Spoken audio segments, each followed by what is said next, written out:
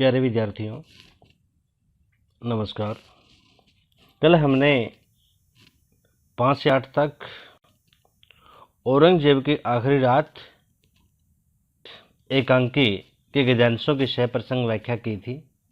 आज हम उसे आगे 9 से 12 तक जो हमारे पास अवतरण है उनके व्याख्या करते हैं। बेटा, आपको समझाने का पूरा प्रयास करते हैं। आज का हमारा जो पहला अवतरण है वह इस प्रकार से है। जीनत, हमने जिंदगी भर इबादत का ढिंढोरा पीटा। बेटा, आपने क्या करना है इसमें देखना, सबसे पहले कठिन अर्थ, जो कठिन शब्द है, कहते हैं इबादत। इबादत का अर्थ क्या होता है? पूजा, तो पूजा। ढिंढोरा पीटना ये मुहावरा भी है। इसका अर्थ होता है प्रचार करना, प्रचार करना। लेकिन खुदा, खुदा क्या होता है? खुदा, खुदा होता है भगवान। भगवान पास तक नहीं पहुंच सके। अगर पहुंच जाते तो भी चलते वक्त इन गुनाहों का, गुनाह होते हैं अपराध, अपराध का बोझ हमारे सर पर न होता। चलने का वक्त करीब आ रहा है। मुझे खुशी है कि आज जुम्मा है। बेटा, जुम्मा किसे बोलते हैं? मुस्लिम संप्रदाय के अंदर जो मुस्लिम होता है, संप्रदाय जो मुस्लिम धर्म है, उसमें जो जुम्मा होता है, जो शुक्रवार का दिन होता है, उसको जुम्मा बोला जाता है, शुक्रवार को। हमने जिंदगी भर इबादत, इबादत का आपको अर्थ बताया था ना, पूजा कर यही चाहा कि जुम्मा, जुम्मा फिर क्या, जो हमारा आखिरी दिन हो। बेटा, इसका प्रसंग आपने कैसे लिखना है? प्रस्तुत पंक्तियां, प्रस्तुत पंक्तियां, प्रस्तुत पंक्तियां हमारी हिंदी की हिंदी की पुस्तक का नाम क्या है? आपने ऐसे सिंगल इन्वर्टेड को में बंद करना है। 8 एकांकी, 8 एकांकी इन्वर्टेड को में बंद कर देना है। औरंगजेब, 8 एकांकी में संकलित औरंगजेब, औरंगजेब की आखिरी रात, इनको भी सिंगल इन्वर्टेड को में कर देना है, से उद्धृत है। इसके रचयिता आपको पता है, सुप्रसिद्ध एकांकीकार डॉक्टर रामकुमार वर्मा जी हैं। इस एकांकी में अपनी अंतिम रात में, मरणासन अवस्था में, औरंगजेब द्वारा जीवन भर के लिए किए गए अपने पापों पर पश्चाताप व्यक्त किया गया है। देखो जीनत, सीधी सी बात है कि औरंगजेब अपनी पुत्री जो जीनत है उसको कह रहा है, अपने गुनाहों के लिए प्रायश्चित करता हुआ कहता है, औरंगजेब स्वीकार करता है कि जिंदगी भर यह प्रचार किया कि वह बड़ा धार्मिक इंसान है। तो क्या कहता है? पूजा, इबादत का, पूजा का ढिंढोरा किया। क्या किया? कि जो औरंगजेब है वो बहुत ही धार्मिक इंसान है। लेकिन हकीकत, वास्तविकता यह है कि ईश्वर तक नहीं पहुंच पाया, अपने खुदा तक नहीं पहुंचा। अर्थात उसने अपने खुदा का, अपने ईश्वर का, अपने भगवान का साक्षात्कार नहीं किया, दर्शन नहीं किए। वह कहता है कि यदि ईश्वर का साक्षात्कार कर पाता, कहता है अगर मैं ईश्वर के दर्शन कर लेता तो आज जो मेरे सिर के ऊपर पाप है, सिर के ऊपर जो पाप का बोझ है, कहते हैं वह नहीं होता। अब क्या, चलने का वक्त करीब आ रहा है। अब तो उसकी मृत्यु का समय ही निकट आ गया है।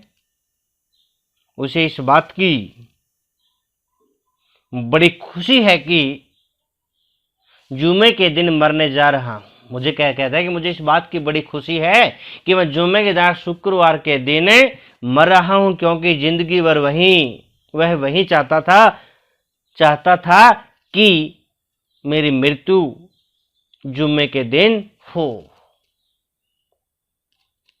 इन पंक्तियों का जो भावार्थ यही निकलता है कि औरंगजेब की जो मृत्यु है वह है जो उसकी इच्छा के अनुसार जुम्मे के दिन हो रही है। इसी प्रकार भाषा शैली के बारे में बताते रहोगे आप। उसे अगला जो है अवतरण है, देखो, इस वक्त क्या होता है? इस वक्त क्या होता है आपने समझना है। इस वक्त इसी समय मत रोको जीनत उन्नीसा, कहते हैं उन्नीसा जीनत आप मत रोको, हमें मत रोको, हम कहेंगे, जरूर कहेंगे, बुझने से पहले क्षमा की लो। देखो समा, आपने ध्यान देना, समा होता है दीपक कि लो जो ज्योति ऊपर की ओर उठती है। हमारी यादाश्त यादें ताजी हो गई है। एक तस्वीर आंखों के सामने आ रही है। हम हाथी पर बैठ करके जा रहे हैं। आगे पीछे हिंदुओं का बेशुमार मजमा है। क्या कहते हैं? बहुत बड़ा समूह। क्या है? बहुत बड़ा समूह है। वे चीख कर कह रहे हैं आलम पना कौन है? आलमगीर क्योंकि इसको उपाधि मिली हुई थी। आलम पना कौन है? कहते हैं राजा जो हमें आश्रय देने वाला है। जजिया माफ कर। आपको पता है ना, जब दक्षिण में लड़ाइयां की थी औरंगजेब ने, तो उन लड़ाइयों में जो खर्चा हुआ था उसको निकालने के लिए, उस खर्चा पूरा करने के लिए औरंगजेब ने हिंदुओं के ऊपर जजिया कर लगा दिया था। लेकिन हम माफ कैसे कर सकते हैं? क्योंकि दक्कन की लड़ाइयां, जो दक्षिण में लड़ाइयां की थी, उनका खर्च कहां से आएगा?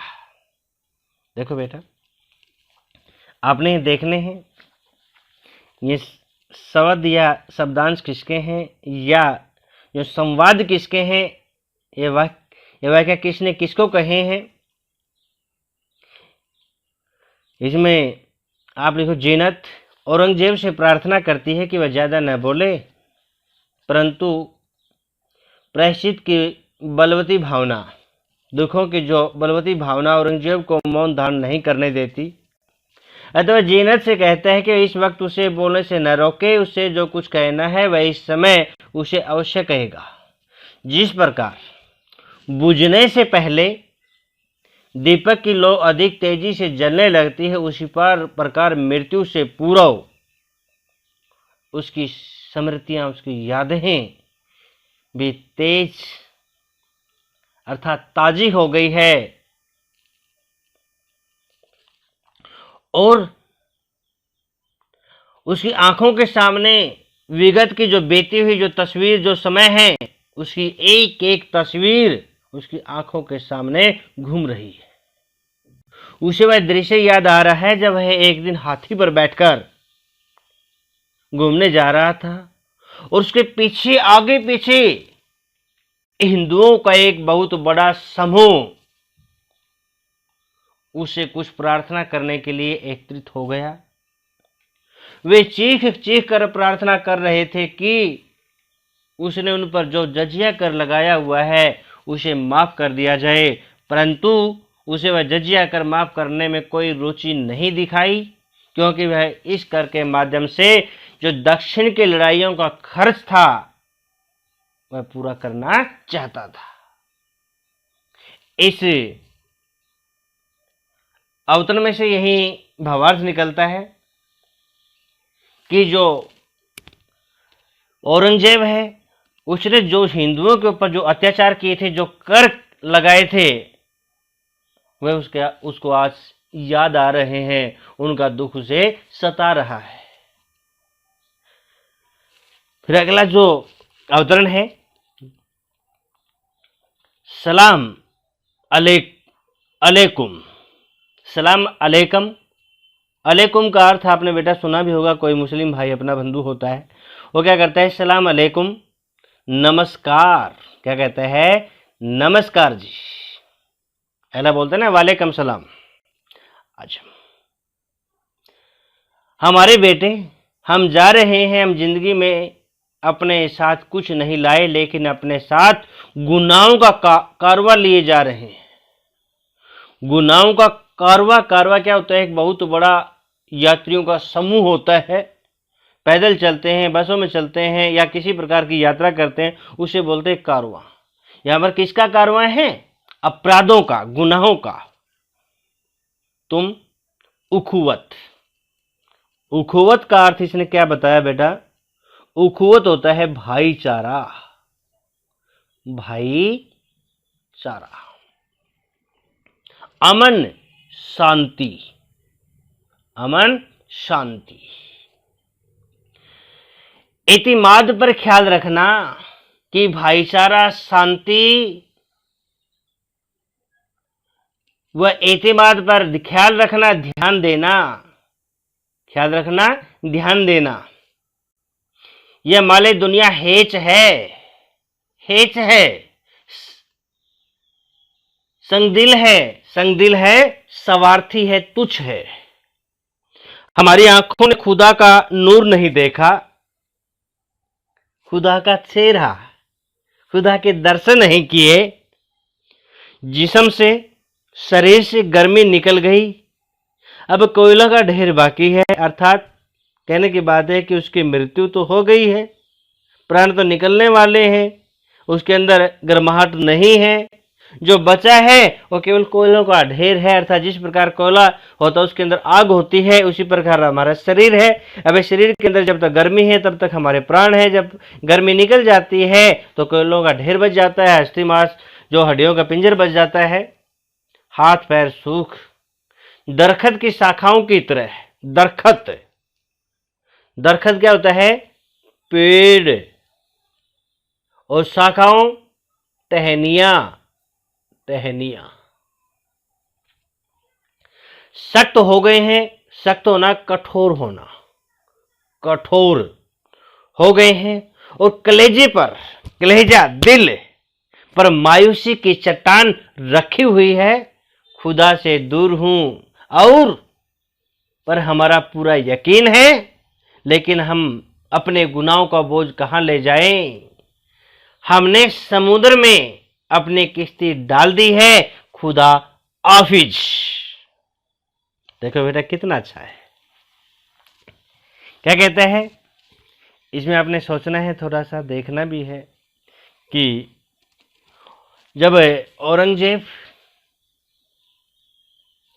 अपने गुनाहों के प्रति दुख प्रकट करता हुआ अपने पुत्र आजम को एक पत्र लिखवाता है, जिसका पुत्र है आजम, उसको एक पत्र लिखवाता है, और पत्र में सबसे पहले वो लिखाता है सलाम अलैकुम, नमस्कार।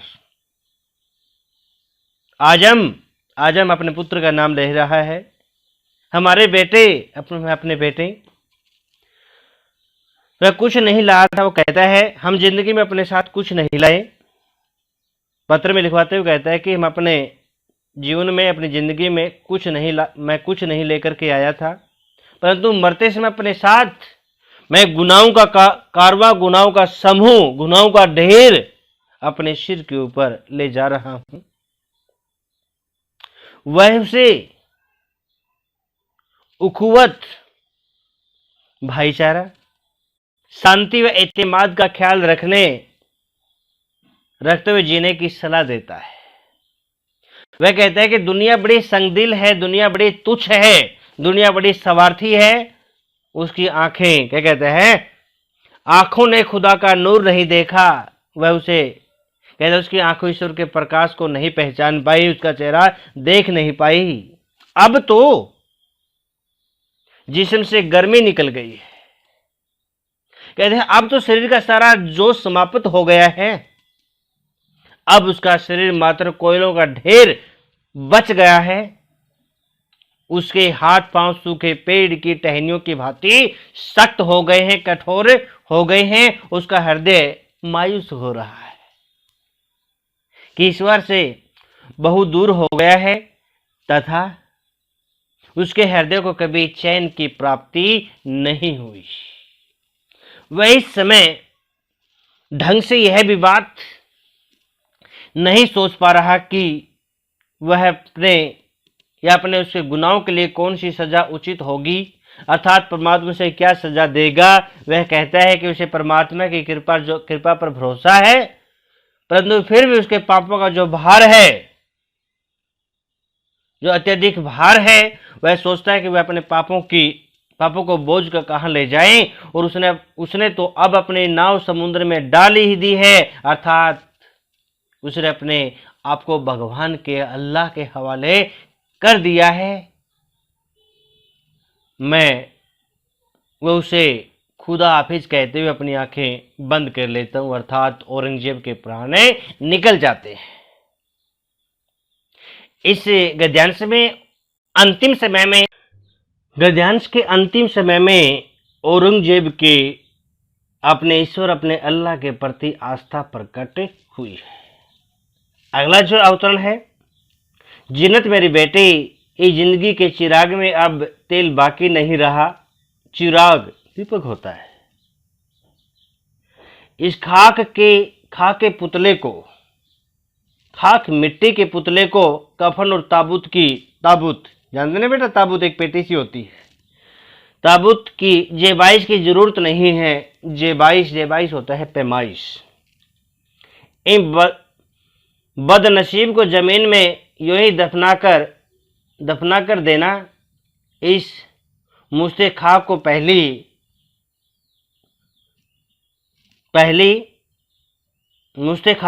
पहली ही मंजिल पर सिपुर्दे खाक कर दिया जाए। सिपुर्दे खाक मिट्टी के हवाला कर दिया जाए। हमें खुशी होगी अगर हमारी कब्र पर कुदरती सब्ज मलमल की चादर बिछी होगी। देखो भैया, कुदरती प्रकृति के द्वारा मलमल की चादर, मलमल घास। देखो इसमें क्या कहता है, वह अपनी पुत्री को निकट देकर अपने क्रियाक्रम संबंधी अपनी इच्छा प्रकट करते हुए औरंगजेब अपनी पुत्री से कहता है कि ए मेरी पुत्री जीनत, अब मेरे जीवन रूपी दीपक में तेल बाकी नहीं रहा। अर्थात मेरे जीवन रूपी दीपक का बुझ जाना निश्चित हो गया है। मरने के बाद मिट्टी का पुतला बनकर रह जाने वाले मेरे शरीर को कफन और ताबूत की आवश्यकता नहीं है। मेरी इच्छा है कि मेरी दुर्भाग्यशाली मृतदेह को बिना कफन और ताबूत के यूं ही दफना दिया जाए। मैं चाहता हूं कि मेरी मृत शरीर को अधिक नीचे न दफनाकर ऊपरी पहली मंजिल के लेने वाले सतल पर ही दफनाया जाए। मैं चाहता हूं कि जहां मेरी कब्र बने वहां किसी प्रकार की भौतिक चकाचौंध न की जाए, बल्कि उस तरफ प्राकृतिक घास उगी हो तथा वह मुझे एक चादर की भांति ढक ले। इन पंक्तियों में औरंगजेब अपनी मृत्यु के उपरांत अपने साधारण क्रियाक्रम की अभिलाषा व्यक्त करता है। भाषा सहज एवं सरल है। तत्सम वह उर्दू शब्दावली का प्रयोग किया, संवाद शैली का प्रयोग भी किया है।